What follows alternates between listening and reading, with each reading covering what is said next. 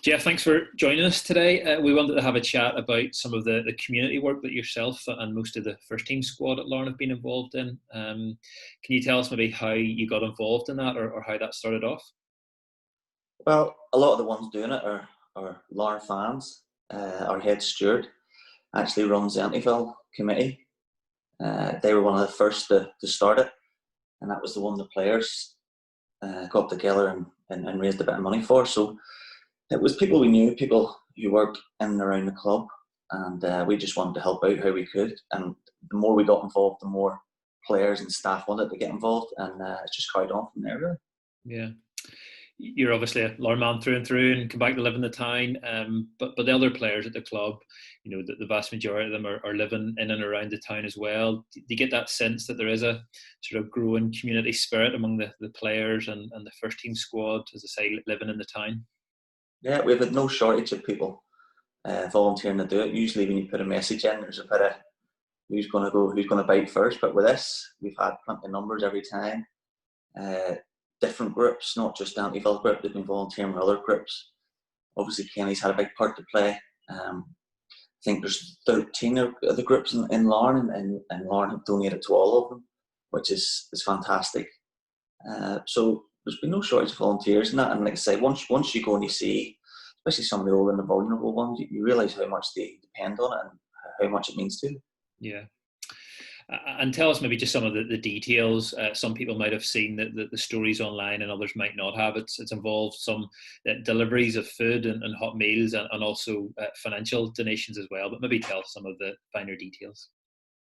Well, they take round essentials once or twice a week. They do a couple of hot meals, and then every week they'll do a meat parcel. So they're really aiming for the older ones that can't get out, or the vulnerable ones that can't actually leave the house and maybe don't have anybody to bring them supplies.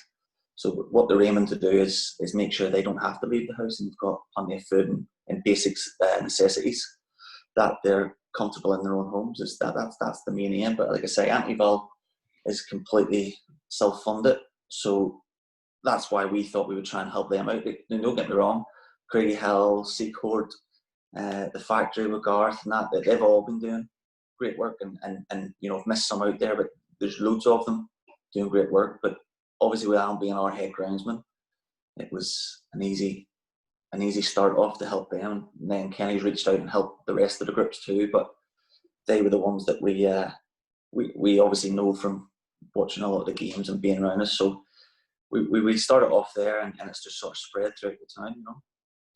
Yeah, and it really has covered the whole town, the whole area, from Seacourt to Millbrook, the Glen, Carnlough, Glenarm, and all the rest of it. And I've seen Conor McKendry out round the coast, and sort of his hometown as such, and it really has covered the whole area.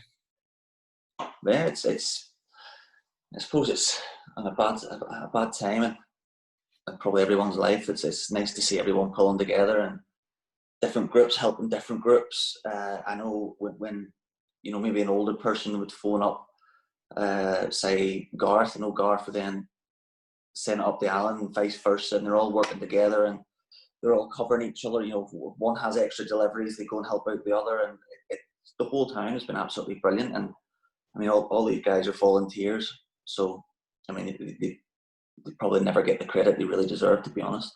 Yeah. And we've talked a lot at the club about the importance of community work, and we see glimpses of that online with photographs and videos and things that yourselves are involved in during the year. But when something like this happens, you can see it really isn't a box ticking exercise, that it really does make a difference, as you see, or as you said. Do you get to see that firsthand, just maybe kind of how grateful people are, appreciative they are? Yeah, but to be honest, you go out and you see some of them, and like I say, especially some of the older ones who they won't even answer the door. They can't, and some of them are in tears when you're bringing them a bag of food round, and you don't really realise, because I suppose we all live in our own bubbles. I know I've got a big family, so my grandmother obviously has a ton of kids and grandkids that can come and bring her stuff, but some of these older men and women don't have anyone to depend on. And like I say, I've seen more than 2 or 3 at a time crying that they've brought them round really basic things. So you kind of go home and you think to yourself how lucky you are that you have people you can depend on, and maybe these older folk don't. and living so close to you as well, and maybe not realising, kind of hits home as well.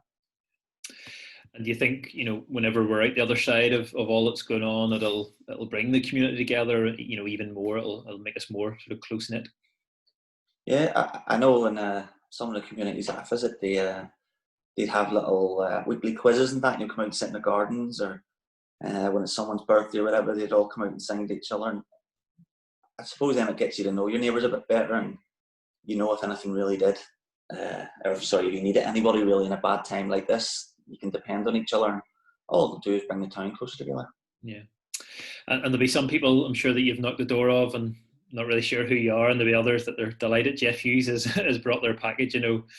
Tom Baird, who no doubt will be watching this, was one of them. It was his birthday recently, and Larne fans, that means an awful lot to you. Have you encountered a few people that are normally at Edinburgh Park watching you play? Yeah, well, a lot of the community obviously come to watch Larne. A lot of Larne fans in and around it, and it was a strange one. Tom, my birthday's the same day as Tom, so I had a laugh and a joke with that. But yeah, we were actually talking about the Coleraine game. He brought us a good luck card down just before it when we were eating the Curran Court, and he was telling us about that and what sort of possessed him to come down and give us the card. And we just had a bit of a chat, and told him we'd be back up later for a slice of the cake, to be honest. And going forward, you were saying that some of the groups are really trying to keep it going for as long as they can, and people can still make donations to allow that to happen. Is that right? Yeah, I think they've all got their own social media pages, and a lot of the older generation don't have PayPal and such things, so they generally give over cards and things like that. But they've all got their own individual ways to fund. But like I say, I think everybody that can has been given, because they know it's all been done for the right reasons, and all these people are volunteering. It hasn't been for a weekend or a day or a week. It's been for months, and you can see the good in it. Yeah. And then moving on, I suppose, to think about football, what sort of shape of the squad in, I suppose, sort of physically, but also mentally as well at this stage? Well, we just try to keep in touch, try and keep everything fresh. Obviously, the training has to stop, so we just try to have weekly meetings, chats. We have small groups, we just try to check up on each other and make sure everybody's keeping okay, or if there's anything you can do for each other. But, we're lucky, we've all still got jobs. There's people a lot worse off than us. Like I say, when you get around delivering food and such things, you can't really complain too much. Yeah. And finally, I suppose, from a player's point of view, what you would maybe like more than anything else is certainty, just to know what's happening or what might happen. That the season as it stands, it isn't over yet, but what ideally would you like to see? To be honest, on a personal note, I just like to have not a deadline, an answer one way or another. Whether they wanted to scrap the league, play it, whatever they decide, it's up to the powers that be. But the real killer for me is not knowing. You don't know when you're working to, or what date you're working to, or whether you should be doing anything, whether you should be taking your summer break. So if you could get clarification on that, would be great. But like I say, I don't think anybody in our lifetime's ever been in this situation, so it's hard to judge. Sure. Okay, Jeff, look, thanks for taking the time. We really appreciate it, and we really appreciate the work yourself and the other players are doing. So thank you. Thank you.